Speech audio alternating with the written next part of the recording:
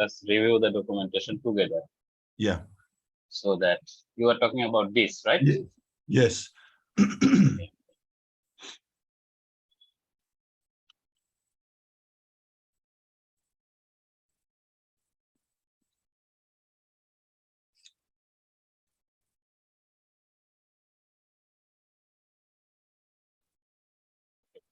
So it's no problem. I can show you what this validate method does. But in my in my career, I have been using Nuxt for a long time, and I have used so many projects. I have built so many projects using Nuxt, but I have never had a situation where I had to use this method. Okay. Then so just this is we can just do a 5-minute presentation. Okay. Okay, no problem. So what this does, it's very simple what I saw from the documentation. So I don't need to go over it in my free time. I can show you right away, no problem. So let me open the browser for you. Okay, open. And same as earlier, we just make this small setup for our screen. Like this.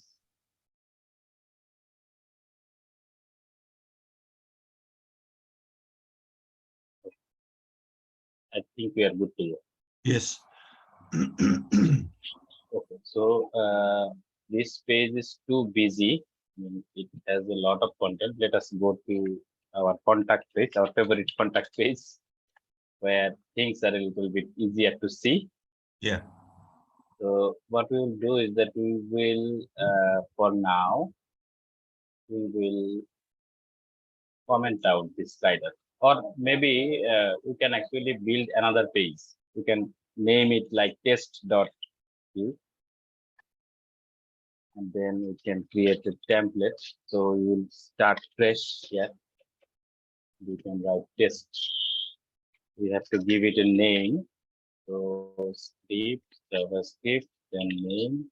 And the name has to be,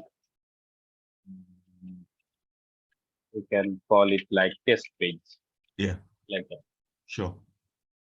So now we go to our test route and we should be able to see test. I can see it. I will just zoom in a bit so that you can also see it. I'll zoom in my browser, my code editor a bit. That's better. Perfect. So what this validate method does, it actually lets you validate 3 things, as I can see from here, from the documentation. So if we write validate here, this is actually a method. So you just have to define it as a method like this. And you will have here 3 things. As you can see in the documentation, that it allows us to use 3 things: params, query, and store. Like this. Okay. So let us log these params and query. Then it will be really easy for you. Let's skip the store part, only params and query. Now we go back to our test page. Let me open the browser console for you. It will help us to understand what it does. So if now here we write something like ID equal to 123 and then enter, page could not be found. Back to home page.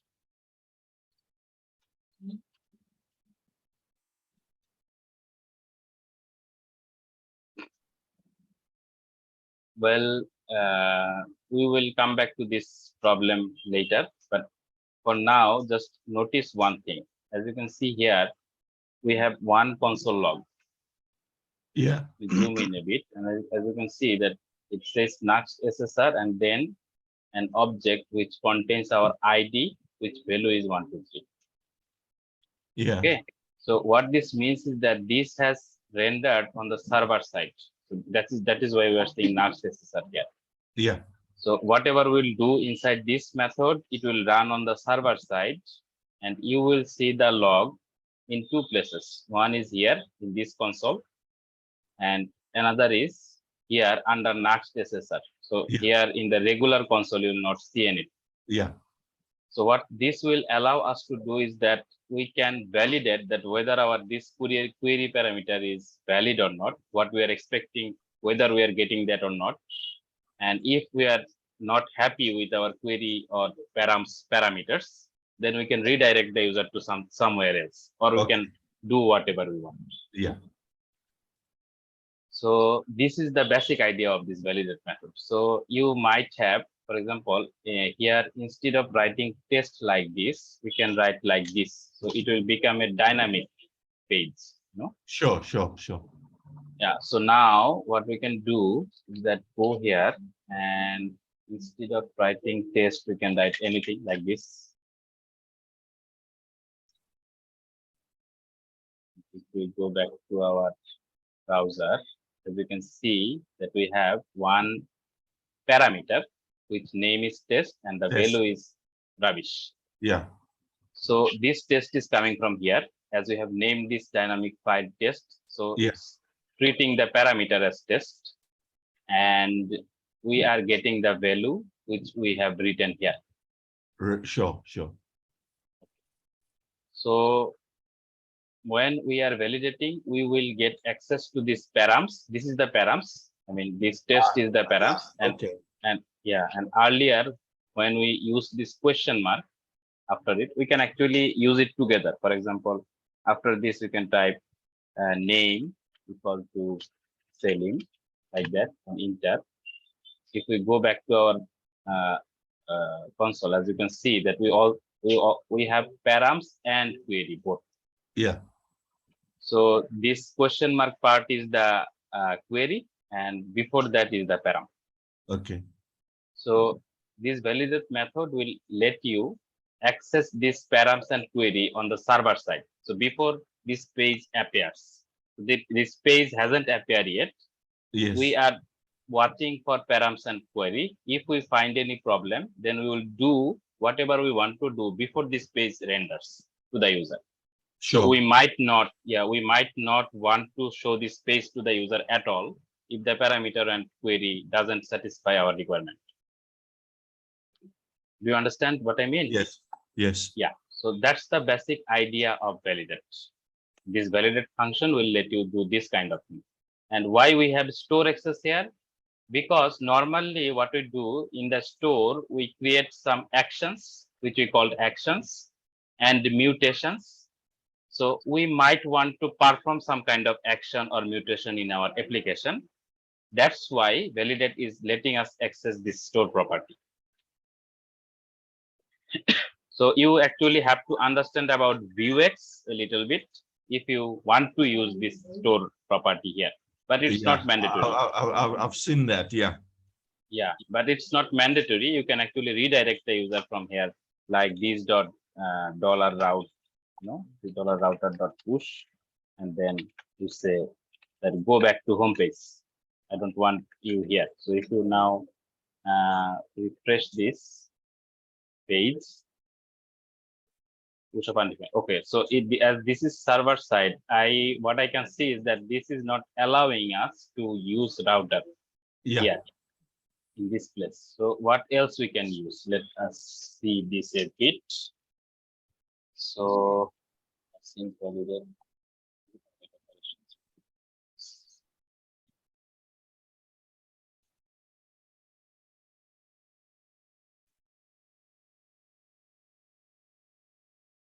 okay, sorry.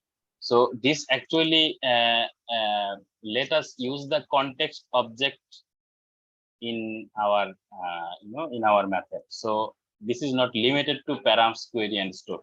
We already discussed about this context object in an earlier lesson, but just to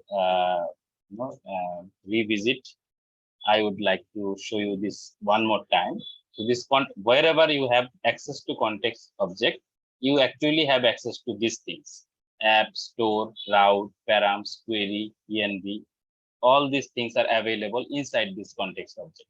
Yeah. So okay. in our example, we have actually used params, query, and store in our example. But we can also use this route route Yes. object here as well, and we can also use this redirect. Okay. You can see. So what we can do, instead of store, we can bring the redirect property from this context object, and here instead of writing this, we can write like redirect and then home page. So you might want to perform some if condition here, that whether your parameter satisfies your requirement or not. So you might want to perform some kind of logic before this redirect happens. And if you are not happy with the things you are expecting, then you can redirect the user to the home page. So if I save it now and go back to our application, then run this, as you can see that we have actually came back to our home page. Yeah. So this is the actually basic thing about validate. I think you already have the idea. Okay. Yeah. Yeah. I feel more. I understand. I've understood a bit better. Yeah. Yeah, you understand a bit better. For example, that here we have one. Just to show you an example, we have one params which is called test. So we will check whether this test param exists or not. And if it doesn't exist, then we will redirect the user to the home page. So we can perform this kind of logic here. And if it exists, then we will do nothing. We'll let the user visit our page like that. Or maybe we can test like that params dot test dot includes my name, whether it contains my name or not. If it contains my name, then I will allow the user to stay on this page. Otherwise, I will redirect him to another. So you can perform this kind of action with the query and params. So that is why it is called validate. So you will actually validate your params and query, and based on the result, you will take action. Yeah. Yeah. Okay. I think for validate, we should not waste any more time. I think you already got the idea, and what I can say is that you will have very rare cases where you will want to use this kind of thing. Yeah, it's just that I watched a video on Nuxt and a tutorial on YouTube, and they were talking about validated params and things like that. They had an API, external API, which they used to. Okay. Understood. You can actually perform asynchronous operation here. That is what they wanted to mean. So what is asynchronous operations? For example, you can make it a async function, and then you can actually call an API here.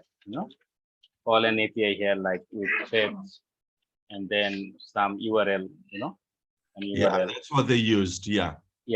So you can actually do this thing, and based on the result, maybe you can check that whether this param.test is equal to this result dot something, it matches or not, and then you can take your user. I mean, you can redirect your user to whatever places, or you can perform some action on the store. You can do this kind of thing. Okay.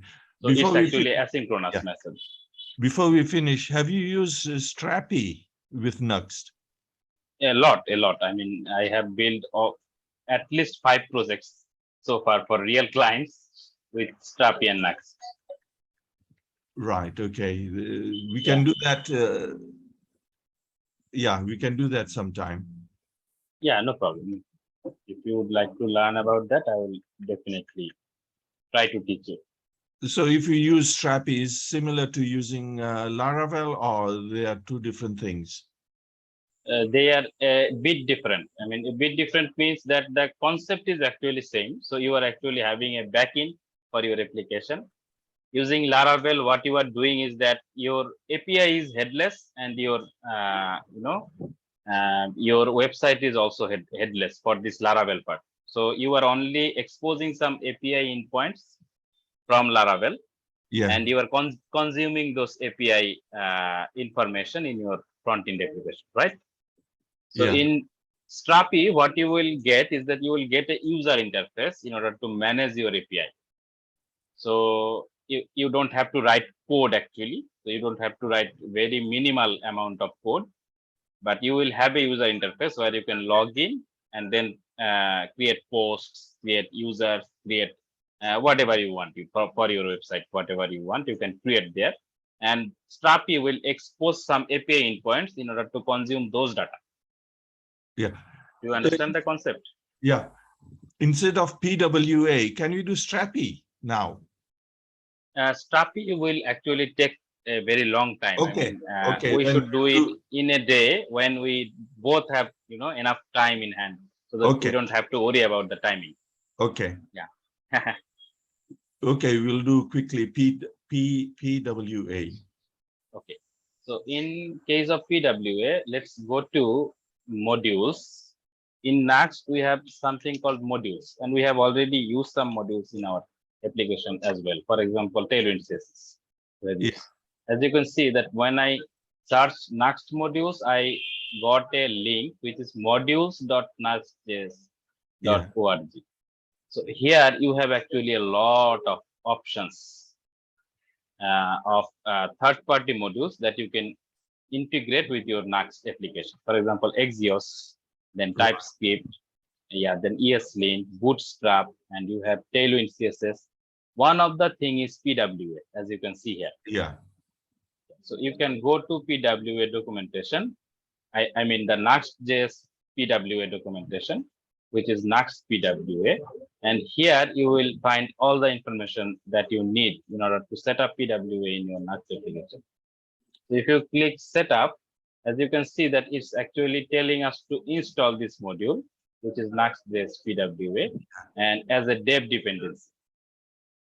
So we don't need this in our final build. We will use it as a development dependency only. Yeah. So we'll say yarn add and then dev Nuxt.js PWA. So we'll install it. And then on the build modules, we will use this line, which is, we will tell Nuxt to use this module. Yeah. That's what we'll do. So in Nuxt config.js, if we find our build modules, we have already 2 modules installed here. We are going to use another one, which is Nuxt PW. Basically, this is it. So if at a bare minimum setup, this is all you have to do in order to activate PWA in your Nuxt application. Sure. So yeah, so what now your application will do is that when someone is visiting this website in a mobile device, they will get prompt to install this application, this website in their phone. So or you have already achieved that functionality by only doing these 2 things. Right. Yeah, but in order to test that, you will have to have a real domain and a real application, a real server. So this local host, as you can see that we are actually running our application in local host environment. We using this, we cannot actually test PWA whether it is working or not. Oh, sure. I see. Yeah. Okay. Yeah. So if you have a real domain here, like local fresh food, local fresh food, in that case, you will be able to test this PWA setting.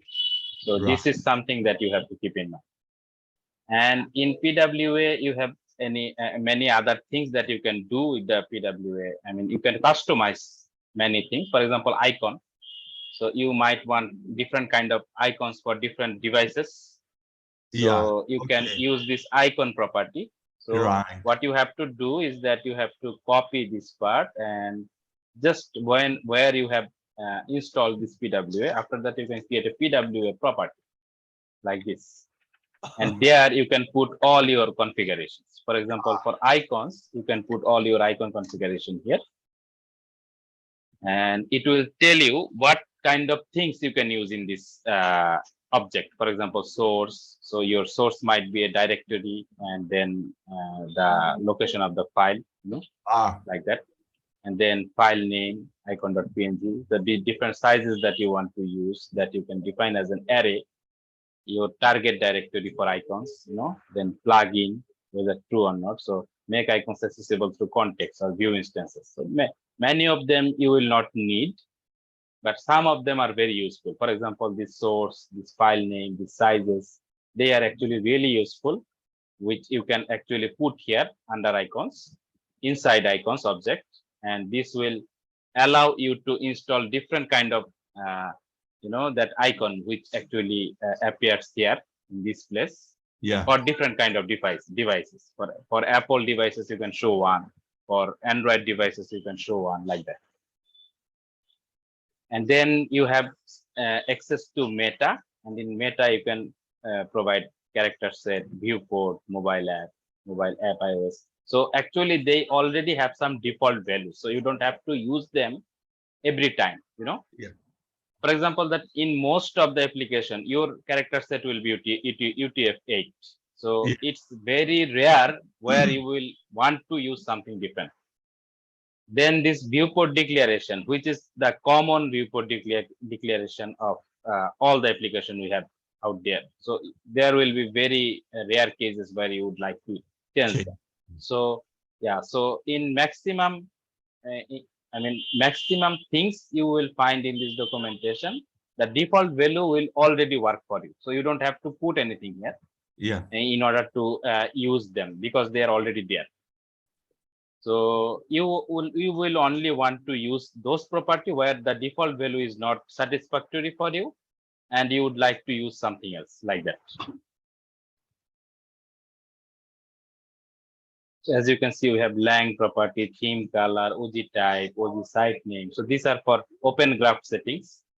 I'm not sure if you are aware about open graph or not. No, So, I'll read it up.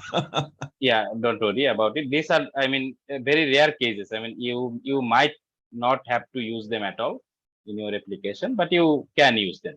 That's a good thing. Then you have this manifest module. This also has some default, as you can see, the default parameters. So it will actually take this information from your package.json file, as it is telling. So the name of the application, the short name, the description, all of this they are going to take from the package.json. So if you are not happy with the things that you have written in your package.json, then you might want to change them here. Okay. Yeah, so you can actually copy this manifest object, and then you could come here and put like this. So my awesome app would be local fresh food, and then lang, you can put a lang attribute here, user manifest extension false. So this kind of things you can put here. So you will get all the explanation with what this property means in this, in this documentation. So for example, that. So if you have Arabic language, you might want to set it to RTL instead of LTR. Like that. So this kind of things you can use here. Then you have Workbox module. So Workbox is a collection of JavaScript libraries for progressive web apps. I am not actually too much experienced about this thing. So you might want to read this documentation in order to understand what this means. But the default, as I am still telling you, that the default values that these things already have, they will already work for you properly. Okay. So you might not have to touch them at all, like that. So this is how actually you integrate PWA in your Nuxt application using this module, which is pwa.nuxtjs.org. So basically, what you are doing two things, actually four things. I would say that four things, where two things is mandatory and two things are optional kind of things. So you are installing this PWA module, which is one of the mandatory thing. You have to do it, and you will have to add this line in order to include this module in your Nuxt application. So these two things are fully mandatory. You have to do it. And then in this PWA object, these two things I think are optional, but are good, useful. So you might want to add this information in your application. For example, name and then a description, like a description. So this kind of things, I think that you would like to add them if you are setting up PWA in your application. And then you might also be interested to change the icon settings in your, in your application. So sizes. So I'm if getting you auto left it, suggestion. so if you left it as default, it will still work. It will still work. It will take the favicon that you have in your application, and it will by default use that favicon for everything. Okay. So by default, you have everything set up for you as we have seen that this name will come from package.json. So we Right. already have a name here. They will take this name, but this doesn't look very good. And if this has a description, it doesn't have a description property right now, but if it would have a description property, then this description would come from that package.json. But I think that it's a good idea to include those things manually Okay. in your PWA settings. Yeah. Like that. And it only works on live. On a real server. Yeah. On a HTTPS server. So Yeah. this is not HTTPS, as you can see. This is actually running as HTTP only. Yeah. So it will work if you have a HTTPS secure server. Then Google will allow you to use the benefits of PWA in your website. Is it worth having PWA for any website? It depends on your website type. So there are some websites which are only informative, So you are actually presenting some information about your company or about your project, and people just have to read them there. They don't have to do any kind of user interaction or this kind of things. So, I don't see any point of implementing PWA for those kind of projects. Yeah. So e-commerce site, you would recommend it? Yeah, in e-commerce website, I would recommend. Normally, e-commerce websites will try to build a native app for the for the mobile devices. If the e-commerce website is serious, then they will try to build a native application for the mobile devices. But PWA is an option also.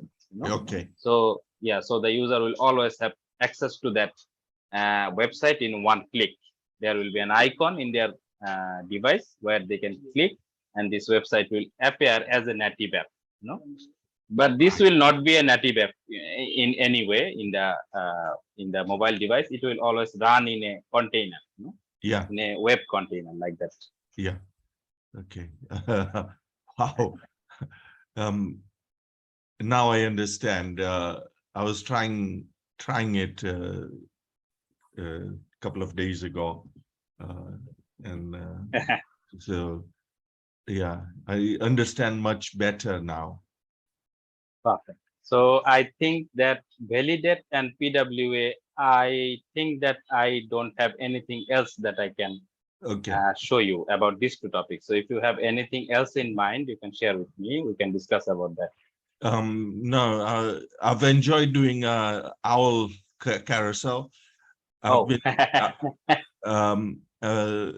had some issues, but I've resolved it because I don't know why. When I install Tailwind, I'm having errors, but I've resolved that. Perfect. If you can do it yourself, that's the best thing. Yeah. That as less help you can get from me is better for you. Yeah. But I'll try persevering several times. Yeah. And if I can't resolve it, then I'll. Then I'm always there. You can contact me anytime. We will schedule a time together and then we will talk about it. Okay. So you don't have to worry about it at all. No. But I think it's a very good idea and good practice that you always try yourself to solve the problem fast in many different ways. And if you can't at all find any solution, then it's better. It's good to get help from somebody experienced in it.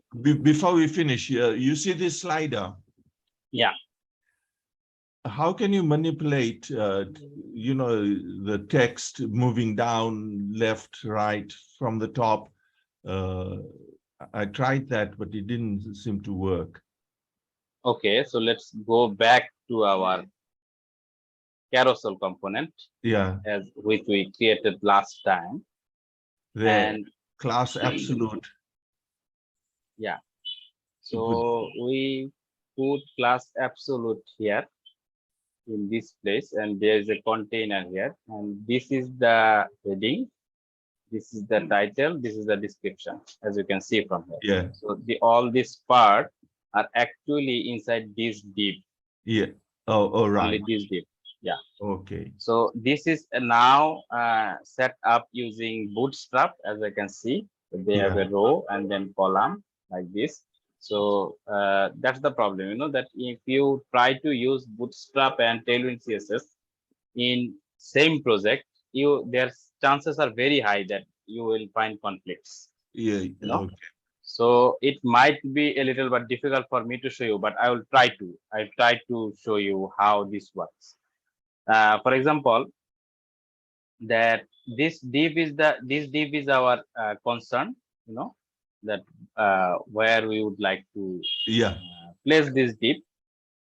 Will actually change the appearance here.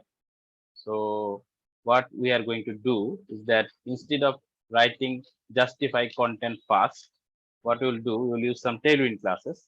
We can actually get rid of this row class as well. So we'll say flex and then justify center and items center. I hope that this will move the text somewhere in our application. So it actually moved, but I think that this is actually very long. So you can see that call LG8. So it's already grabbing a lot of space around. That's why we cannot see it. So we have just changed it. We have saved it. Now, if we try to see it, we still don't see any difference. So let's go to the developer console and see how this is actually appearing right now. So in order to investigate that, first what I will do is that I will make the autoplay false, because otherwise I will not be able to catch the sliders. So the autoplay has stopped. Now we will go to our div of concern, which is this one, and I can see that it's actually taking quite good amount of places, and the earlier div is actually very small. I mean, this is only taking place of its content. So the width is actually equal to its content width. That's why it actually didn't center this fully. So what we have to do is that we have to make the parent div wider so that we can actually manipulate the children's position. So what I mean is that this div is the relative div and this is the absolute div. What we will do, we will just add a class called width pool here. So this div will take same width as its parent, and as you can see already the div moved a little bit. I mean it actually it's now at the center, as you can see, of this div. So now what we can do is that we can tell here that height is full, height should be full. You can tell like this, and then what we can say that the inside container will say height full as parent, and here also will say height full. So if we go now, as you can see that it's actually fantastic. So, so what we had to do is actually we had to find out which div we have to change, especially the height and width, in order to make sure that the children reflects our CSS classes.